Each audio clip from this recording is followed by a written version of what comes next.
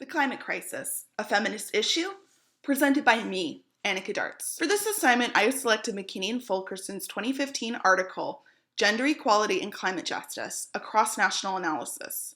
First, let's address the question of what.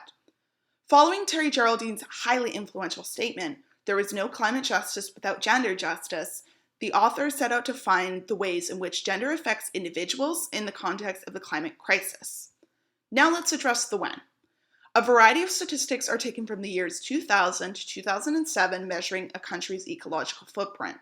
If women are allowed to vote, how many women have seats in parliament, and how developed a country is. Where?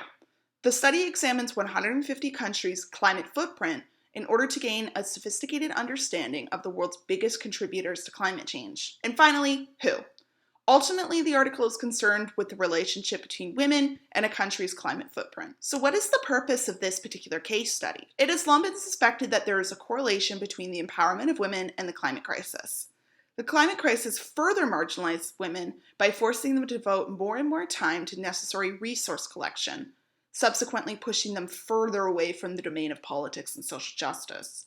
This is especially apparent in developing nations with poor access to basic amenities. It is clear then that this is an issue of adaptation, where either the circumstances will change or women will be forced to adapt to a new role in our new climate. Through studying the relationship between women, a marginalized group, and climate change, we can seek to correct and mitigate this misogyny imposed on half the world's population as a result of the climate crisis. Recognizing this misogyny as a direct result of climate change is paramount in correcting and eventually achieving climate justice. Through observing this particular case study, it is apparent that there is a real link between marginalized people and the effects of climate change. This particular study considered women, but it is also important to consider other oppressed groups.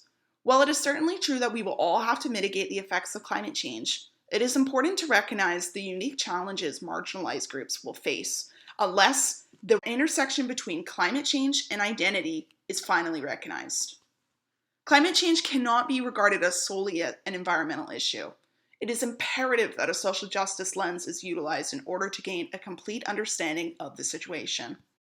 I hope you enjoyed my presentation. Thank you for watching.